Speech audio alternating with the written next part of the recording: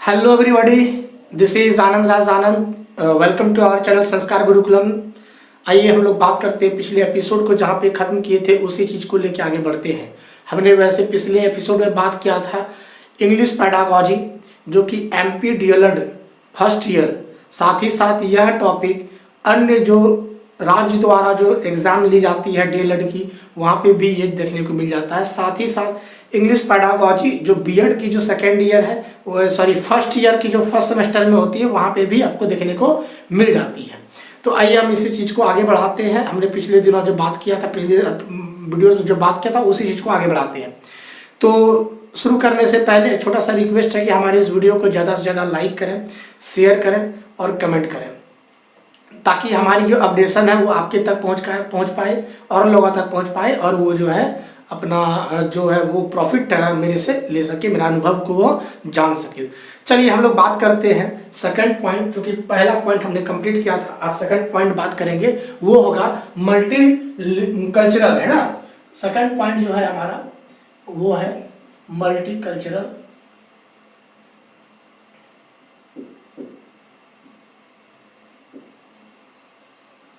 Multi cultural context in India. इस पे थोड़ा सा हम लोग बात करेंगे। तो एक बार देख लेते हैं, थोड़ा सा कट जा रहा है क्या? ओके, चलिए।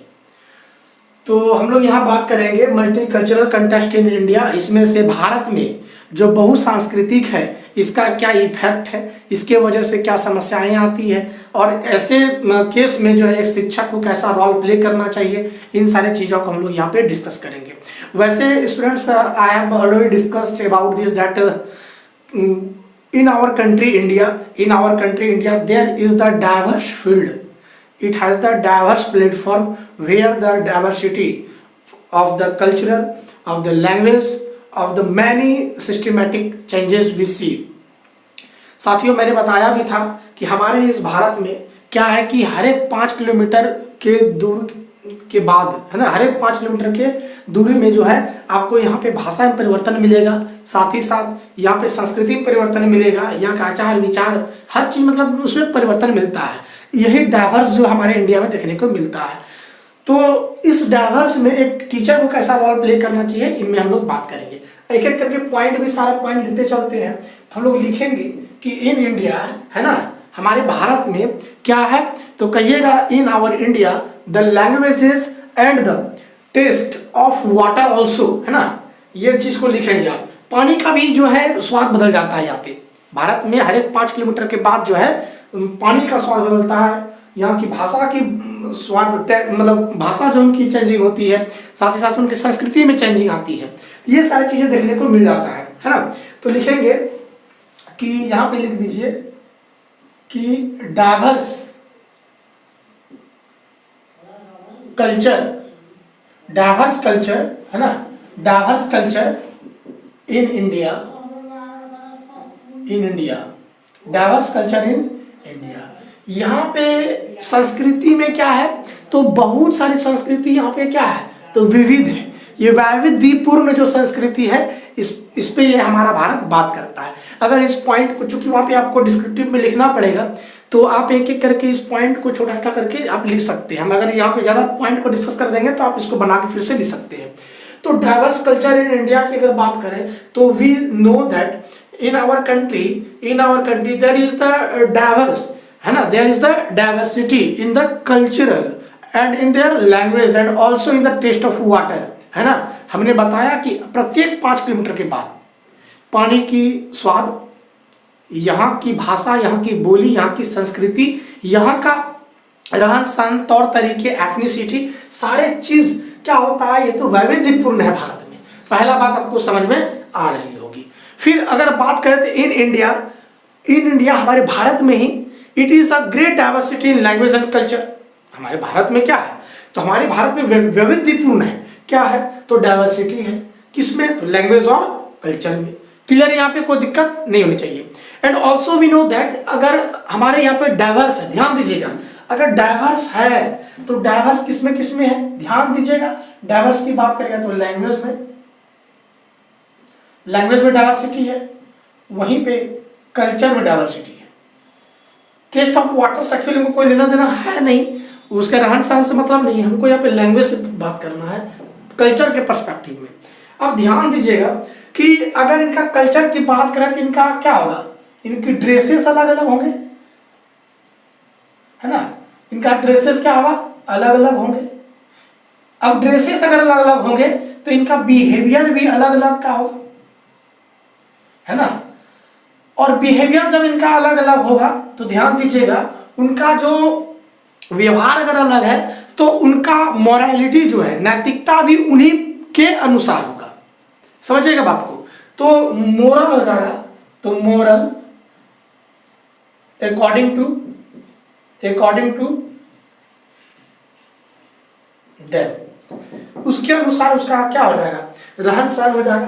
रहन सहन के साथ में क्या हो जाएगा, तो उनकी नैतिकता जो नीति है वो उनके अनुसार ही होगा। जैसे कि हमारे परिप्रेक्ष्य में ऐसा का माना जाता है क्या कि जैसे हम एक जिस समाज में बिलोंग करते हैं उसकी रहन सहन तौर तरीके, इनकी मान्यताएं क्या है, अलग अलग है। जो कोई और भी अगर जगह पे रहते हैं तो उनकी संस्कृति है अलग है, तो जिसके वजह से उनकी नीति भी जो है, हो सकता है कि उनकी नीति मेरे को पसंद नहीं आए और मेरी नीति उनको पसंद आई। ये डाइवर्सिटी की वजह से होती है, बात यहाँ पे समझ रखिएगा। तो इसको यहाँ से हम लोग कह सकते हैं कि also the people due to the diversity in culture people were different types of dresses and there is also diversity in their behavior, and on the basis of behavior we can also distinguish about the moral that is based on that behavior, and behavior is based on that culture।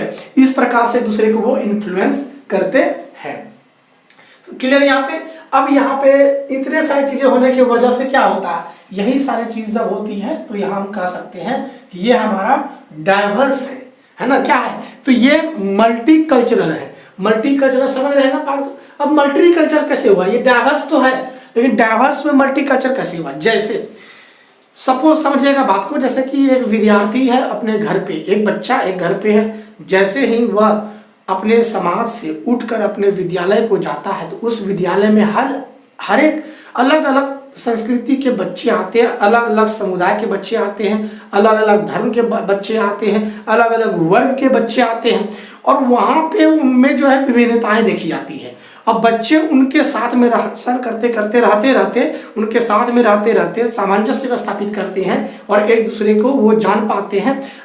चूंकि एक जो विद्यालय होती है, और वैसे भी कहा जाए तो इंक्लूसिव एजुकेशन के अंतर्गत, समावेशी शिक्षा के अंतर्गत हर जाति धर्म मजहब संप्रदाय हर क्षेत्र के बच्चे एक जगह पे आके पढ़ें, एक दूसरे की संस्कृति को जाने, एक दूसरे के नॉर्म्स को जाने, एक दूसरे को कंडीशंस को जाने, एक दूसरे के एथनिसिटी जो है उसको वो जाने।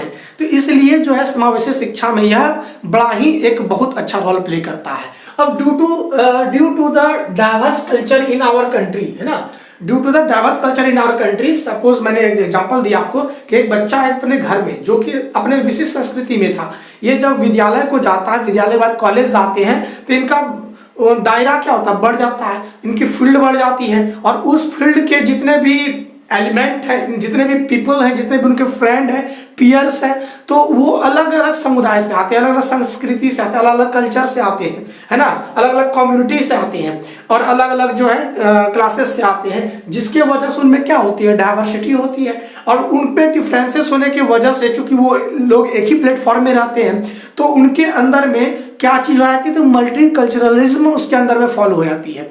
मल्टी कल्चरलिज्म याद रखिएगा, मल्टी कल्चरलिज्म उसके अंदर में आ जाता है, बहुसांस्कृतिक गुण उनके अंदर में आ जाता है। जैसे ही वह कॉलेज गया तो उनके एक मित्र हुए जो कि एक मुस्लिम समुदाय से आते हैं, मुस्लिम धर्म से आते हैं, तो ईद मनाते हैं, वो उन्होंने ईद को भी जाना। एक हिंदू संप्रदाय के यहाँ होली होती है, होली को भी उन्होंने सेलिब्रेट किया है अपने दोस्तों के साथ में, है ना, तो गुड फ्राइडे सेलिब्रेट किया। इसके वजह से जो है इस डाइवर्सिटी में रहते हुए भी इंटीग्रेशन देखने को मिलता है। अब ये तो एक छोटा सा भूमिका हुआ, लेकिन मैंने अगर बात करें कि हमारे टीचिंग आइडियाज क्या होंगे, what are the teaching ideas in the multicultural context in India, हम लोग यहाँ पे बात करेंगे। इसको एक बार थोड़ा सा स्नैपशॉट खींच लेंगे, इसको मिटा के हम लोग इसके आगे की चीजों को देखेंगे। चलिए आगे की चीज़ों को हम लोग देखते हैं, चूंकि डाइवर्स कल्चर है इसमें आपको लिखना होगा, तो आप इन सारे चीज़ों को बना के आप अच्छे से लिख सकते हैं। तो आइए हम लोग नेक्स्ट पॉइंट करते हैं, teaching ideas.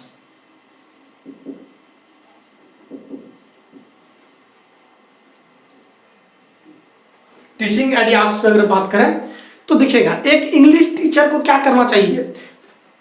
An English teacher should keep this in mind that they should work very wisely in their classroom, in their diverse classroom, in their diverse culturalism classroom। ध्यान दीजिएगा इस बात को।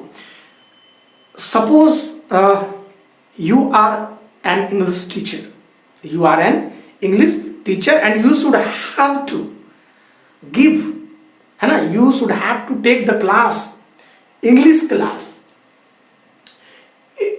चूंकि I have to talk in the only in the elementary level, suppose you have to teach in an elementary classroom, after going into the classroom you find that the students from the different community gives the differences among themselves due to the different cultural, due to the different language adopted by the child, by the different child, give the diverse classroom। And in this diverse classroom an English teacher should keep in this mind that they should have to work very wisely in the classroom, they should have to work very wisely in the classroom. बहुत ही तेजी के साथ में, बहुत ही sharpness के साथ में उनके क्लास पे एकदम माइंड को जो है स्थिरता के साथ में रख के क्लास को लेना होगा। चूंकि there is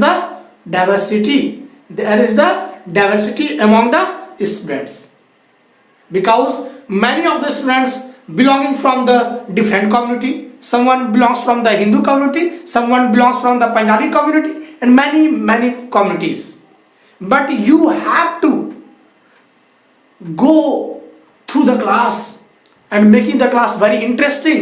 How can an affected teacher make the class very interesting?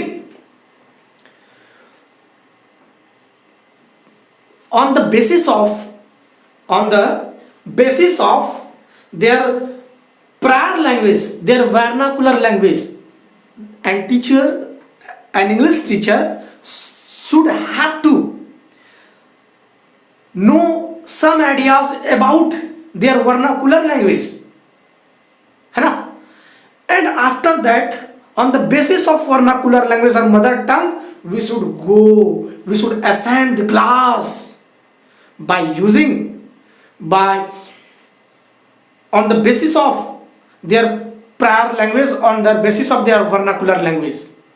मैंने कहा कि वह उनकी मातृभाषा को प्राथमिकता देते हुए एक कक्ष में जब एक शिक्षक को क्लास लेना होता है तो उनको यह माइंड में यह ठान लेना चाहिए कि उसके क्लास में चूंकि समावेशी कक्ष है और वहाँ पे डाइवर्स फील्ड से बच्चे वहाँ पे आएंगे। अब ध्यान देने वाली बात यह है कि उनमें जो है मल्टीकल्चरलिज्म होगा, मल्टीलिंग्विस्टिक होंगे वो, है ना। अब जिनके वजह से क्या होती है कि उनमें से क्या अलग अलग मतलब डिफरेंसेस देखने को मिलेंगे, विभिन्नताएं देखने को मिलेंगी, और उसी विभिन्नताओं को एक रूपता देते हुए क्लास कक्ष को हम आगे बढ़ाएंगे। How can we ascend the classroom? by giving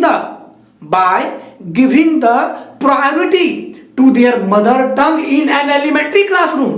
एक प्राथमिक कक्षा में एक शिक्षक को उनकी जो मातृभाषा है उनको प्राथमिकता देते हुए ही अंग्रेजी शिक्षण को आगे बढ़ाना चाहिए। This is the main point that teacher should have to keep it in their mind, है ना, ये चीज होनी चाहिए। And the teacher should have to create interest among the students, By using the psychological method, different types of psychological methods, we will discuss about the psychological methods in our next classes, है ना? And teachers should have some ideas about the mother tongue, about their mother tongue of the children, and by the basic ideas of that language, they should enhance the English language among the students.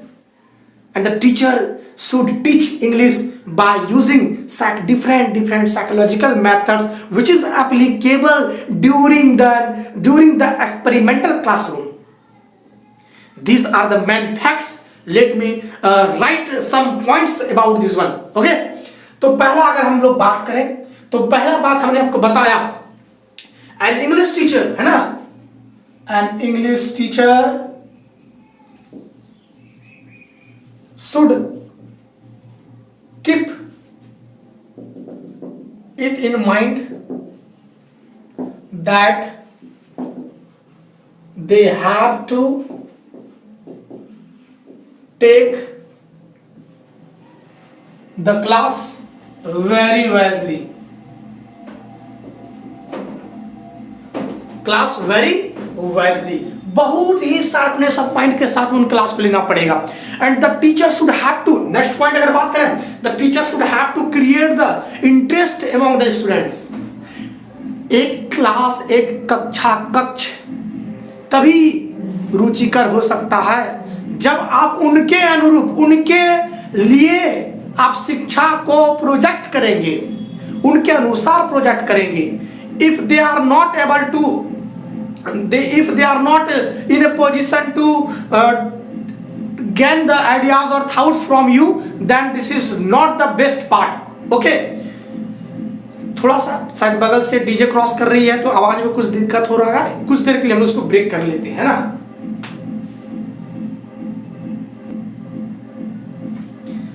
चलिए थोड़ा सा कर लेते हैं, बस छोटा सा ही point को करके छोड़ देंगे. आइए, तो हियर एन इंग्लिश टीचर, है ना, English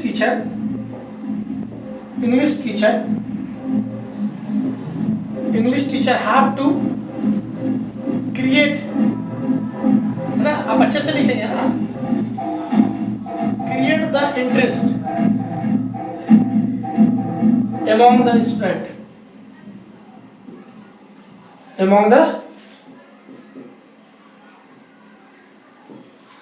and also an English teacher have to motivate the students for the learning of English language.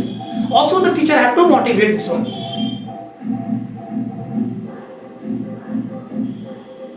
To motivate the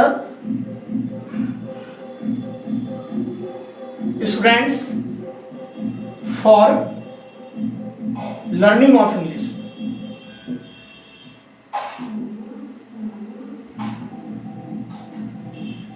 We have to motivate the student. We have to motivate the student that what are the uses of English, what are the professions in English, what are the uses of English. English provides the better field. English provides the good job opportunities in your daily life because it is a global language.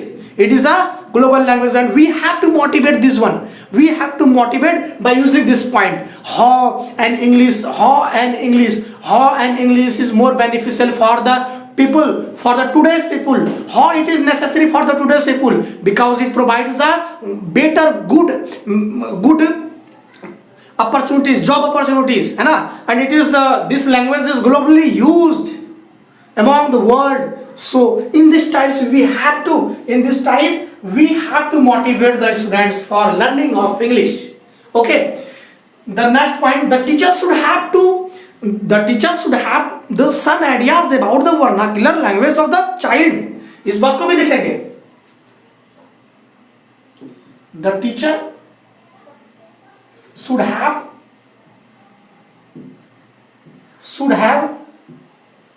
some ideas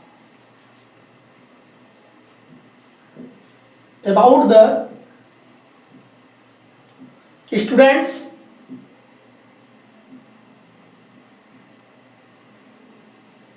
vernacular language.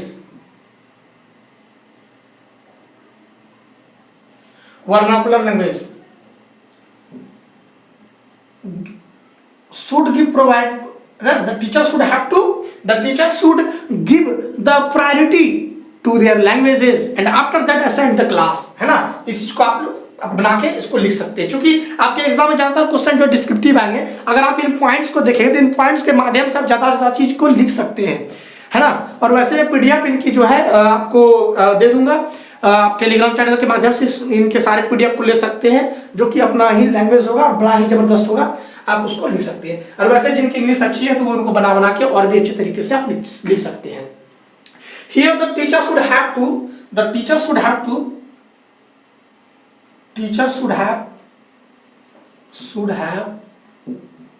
to use psychological methods, many psychological methods,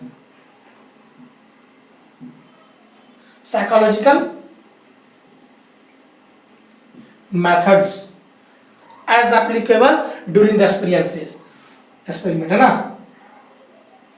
तो teacher should have to use psychological methods, ध्यान दीजिएगा, teacher should have to use psychological methods. There we will talk about the psychological method, different many types of psychological methods, है ना। Teacher should have to use psychological methods as they are applicable during the experimental classroom. Class भाषण नहीं, हम class में जब बच्चे को teach कर रहेंगे, बताएंगे, पढ़ाएंगे, उस समय जो विधियां, जो मनोवैज्ञानिक विधि अनिवार्य होगी, उन चीजों को उस समय हम लोग एप्लीकेबल कर देंगे। उन्हीं बातों को मैंने बोला, the teacher should have to use psychological methods as they are applicable during the experimental classroom. Clear यहां पे? Teacher should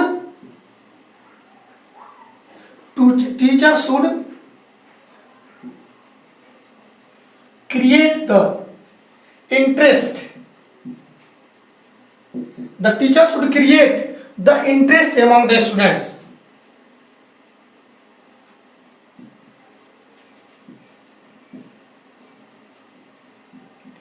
The teacher should create the interest among the students, है ना। बच्चों के पास जो है, बच्चों के अंदर में इंटरेस्ट जागरूक करेंगे हम लोग, है ना। क्या करेंगे? रुचि उनके अंदर में लाएंगे for English language, for learning of English language.